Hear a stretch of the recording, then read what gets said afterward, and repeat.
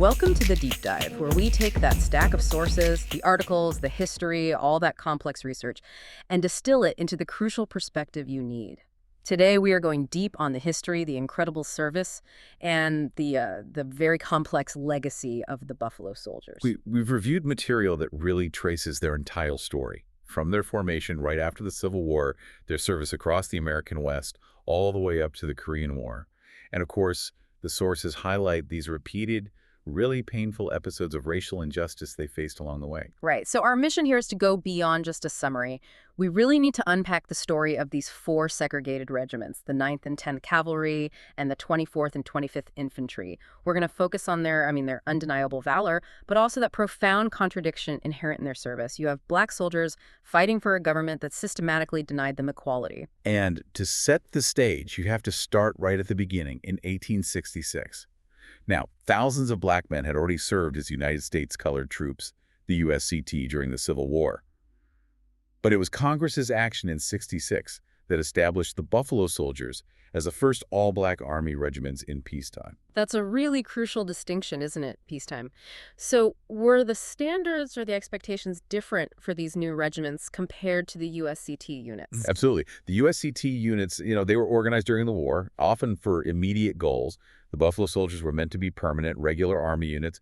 Many were seasoned USCT veterans. They're professionals expected to serve for decades. But they were still serving in a segregated military. A strictly segregated one. And that condition, that reality, it lasted right up until 1948 when President Truman signed Executive Order 9981. So all of their excellence had to be measured against this backdrop of official inequality. Okay, let's unpack the most famous piece of their legend right away. Where did the name Buffalo Soldiers even come from? Because the sources give us, what, 3 different origin stories? Right, and that conflicting history is what makes it so interesting. One strong theory says the name came from Cheyenne warriors in 1877. They called them Wild Buffalo, which, implies this incredible toughness. But then you have Colonel Benjamin Grusin, the founder of the 10th Cavalry, who says, no, it was the Comanches who coined the name way earlier, back in an 1871 campaign. And then there's the Apache explanation, which is maybe the most memorable. They reportedly said it was because the soldiers' curly, kinky hair, like bison. There's also that other, maybe less poetic theory that it just came from the bison coats they wore in winter. It could be. But what really matters, the common thread, is that the Native American tribes respected their ferocity. And the soldiers themselves, they adopted the name. It became a badge of honor. And their duties demanded that kind of tenacity. We're talking 1867 to the 1890s, securing the American frontier. And this wasn't just combat. Not at all. A huge part of their job was rugged, non-combat work. They were building forts, carving out roads, escorting U.S. mail through, really hostile territory. Which brings us right back to that profound contradiction we mentioned. Here you have men, many of them former slaves, who had just fought for their own freedom. Yes. And now they're tasked with fighting in the American Indian Wars. It's just layers of historical irony and tragedy.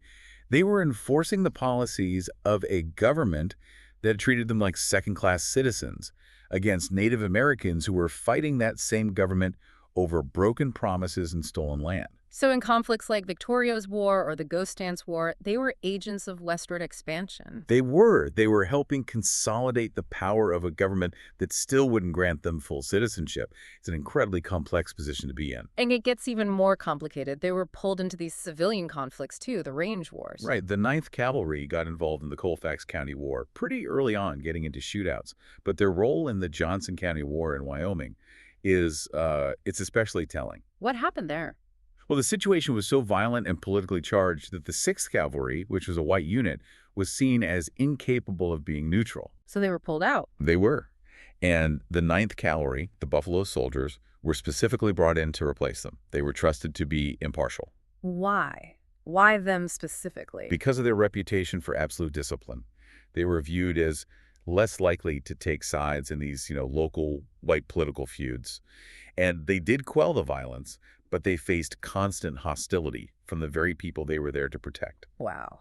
Okay, let's shift to the price of that service. The bravery they showed versus the discrimination they faced. Their record for valor is, well, it's just unimpeachable. During the Indian Wars, 23 Buffalo Soldiers earned the Medal of Honor. The nation's highest decoration. The highest. And these were acts of incredible bravery. You have Sergeant John Denny of the Ninth Cavalry, who in 1879 rescued a wounded comrade under intense fire. And what about the Wam Paymaster robbery? That's a famous one. A Oh. very famous one. In 1889, an Army payroll was ambushed. Corporal Isaiah Mays and Sergeant Benjamin Brown of the 24th Infantry, both wounded, fought off the bandits to protect the others.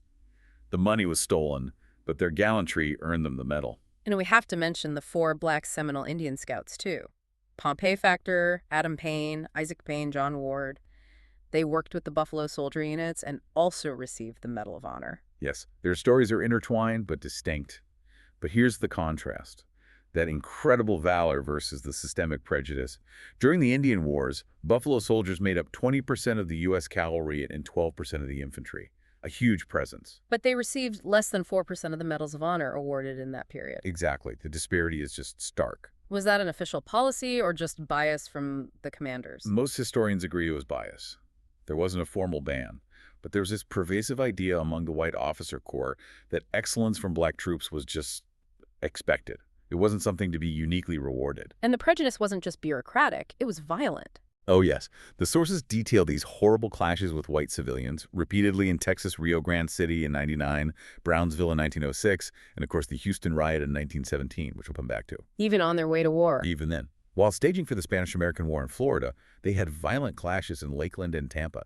They had to fight their own countrymen just to get to the battlefield. This brings us to John J. Pershing, a very famous name. He commanded the 10th Cavalry. He did, from 1895 to 97. And by all accounts, he was strict, but his black troops respected him. But when he went to teach at West Point, the cadets, who hated his high standards, they mockingly called him Nigger Jack. And that's the origin of his famous nickname, Blackjack. It is. The press sanitized it later, but the origin tells you everything you need to know about the racial climate. It was the price a white officer paid for treating black soldiers like professionals. Let's pivot now to something completely different. A much more peaceful role they played, America's first park rangers. It's a really wonderful chapter in their story. Between 1899 and 1904, troops from the 9th Cavalry and 24th Infantry were stationed in California's Sierra Nevada, in Yosemite, Sequoia, and what was then General Grant National Park. And this was before the National Park Service was even a thing, right? Way before. Wow. The NPS wasn't created until 1916. So these soldiers were, in effect, the first park rangers. They were building the Park Service from scratch. What were their duties? Everything. Essential conservation work. They protected the parks from poaching, illegal grazing, forest fires. But they were also civil engineers. They built over 100 miles of roads and trails that people still use today.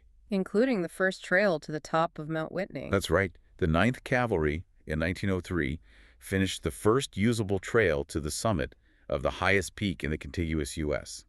They literally built the access to it. That's incredible. And in Yosemite, they established an arboretum. It's considered by many to be the very first museum in the entire national park system. This period also gives us Colonel Charles Young. Yes, a foundational figure. Only the third African-American to graduate from West Point. In 1903, he was made the acting military superintendent of Sequoia and General Grant National Parks. Which made him the first African-American superintendent of a national park. The very first. Yeah. And he did incredible work. He surveyed boundaries, mapped roads, and he even named a giant sequoia after Booker T. Washington. His legacy is why we have the Charles Young Buffalo Soldiers National Monument today. And we can't forget their role at West Point itself. No, the irony there is just profound. From 1907 all the way to 1947, detachments from the 9th and 10th Cavalry served as riding instructors. They were teaching mounted drill to the future leaders of the military. So they were training the very white officers who would go on to enforce segregation in the army they helped build. Exactly. They were setting the professional standard. Okay, let's move into the global conflicts of the 20th century. And we have to start with a big historical fact check about the Spanish-American War. Yes, the classic story. Teddy Roosevelt and the Rough Riders charging up San Juan Hill. This is what the media reported, and it became a political legend. But the sources are clear. What actually happened? The 10th U.S. Cavalry, the Buffalo Soldiers, captured San Juan Hill. Roosevelt's Rough Riders took the adjacent smaller hill, Kettle Hill.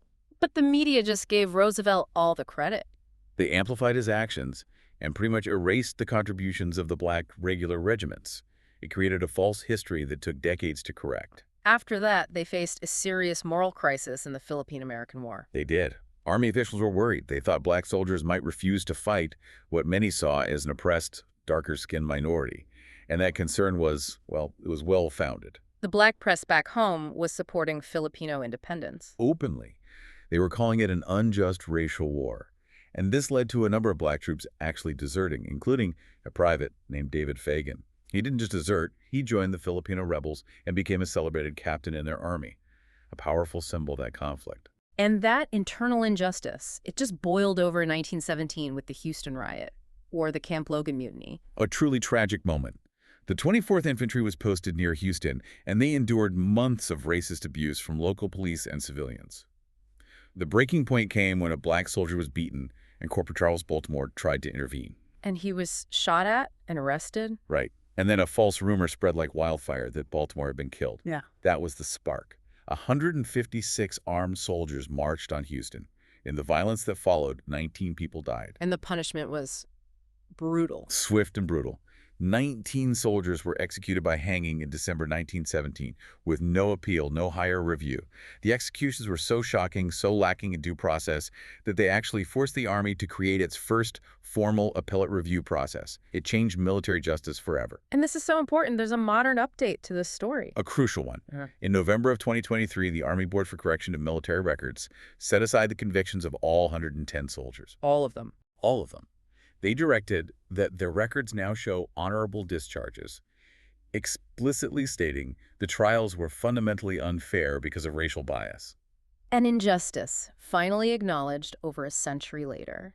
Moving into World War I, the Army essentially sidelined the 4 regular Buffalo Soldier regiments.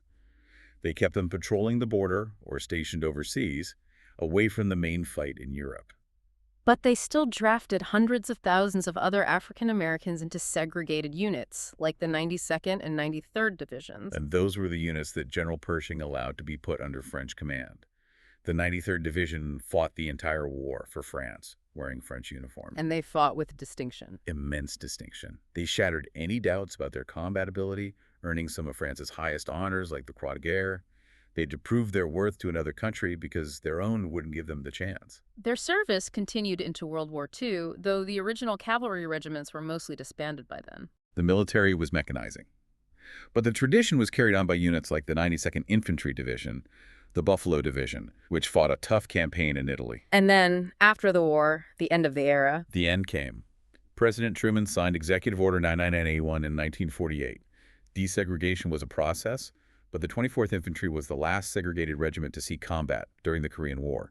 They were deactivated in 1951, and that was the formal end of the original Buffalo Soldier units. The scope of their service is just staggering when you lay it all out. From the frontier to the national parks, Cuba, Mexico, 2 world wars, Korea, they really did lay the groundwork for the integration of the U.S. military. We celebrate Buffalo Soldiers Day on July 28th, but it's that complex duality of their service that we have to confront. They fought to earn honor and respect for Black Americans, for a better America. But, as many modern scholars point out, their main job in the West was as an accessory to expansion. They helped displace Native American tribes for a government that was also oppressing them. It's the ultimate paradox, isn't it? Heroism and oppression all wrapped up in one unit's story. It is. They defined honor by doing their duty with excellence, even when they were denied the rights of citizens. Yet their service against Native Americans represents this deep, irreconcilable conflict. They were heroes of civil rights and, at the same time, agents of federal expansion. So for you, the listener, the thought to leave you with is this. What does this entire complex legacy teach us about how we define patriotism and heroism, especially when those actions benefit one group while actively harming another? It forces us to think about the real cost of building a nation and who is asked to pay that price.